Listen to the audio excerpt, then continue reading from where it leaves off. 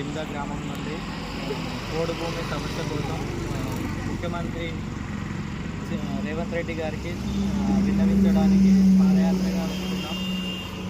ఈ పోడు భూముల సమస్య అనేది చెన్నూరు నియోజకవర్గంలో అన్ని గ్రామాల్లో ఉంది. కానీ ఒక దిమ్దా గ్రామాన్ని టార్గెట్ చేస్తూ ఫారెస్ట్ అధికారులు మినిస్టర్లు చెప్పినా ఎవరు చెప్పినా వినిపించుకోకుండా భూములకు కందకాలు తవ్వుతున్నారు.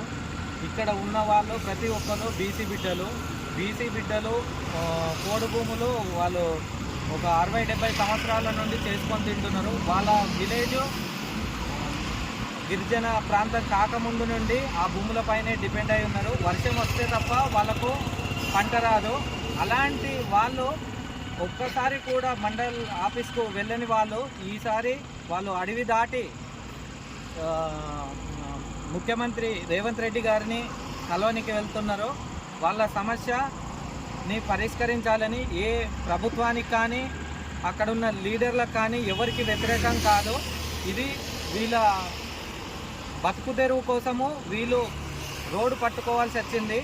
ఫారెస్ట్ అధికారులను అడిగితే మీరు 60-70 సంవత్సరాల నుండి చేసుకొని తింటున్నారు, మీరు ఇప్పుడు ఈ భూములను వదిలేయండి, ఇంతవరకు తిన్నారు అని చెప్తున్నారు. వీళ్ళ సమస్యను ఎవరికి చెప్పుకోవాలనో అర్థం కాక ఈ రోడ్డు పైన వెళ్తున్నారు. వీళ్ళు ఆర్యజాతికి సంబంధించిన వాళ్ళు, ఛత్రపతి శివాజీ వారసులు.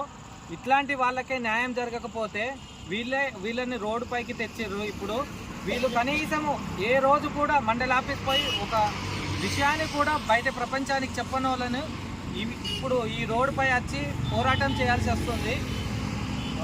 గవర్నమెంట్ వీళ్ళ న్యాయమైన డిమాండ్లను పరిష్కరించాలని విన్నవిస్తున్నాం.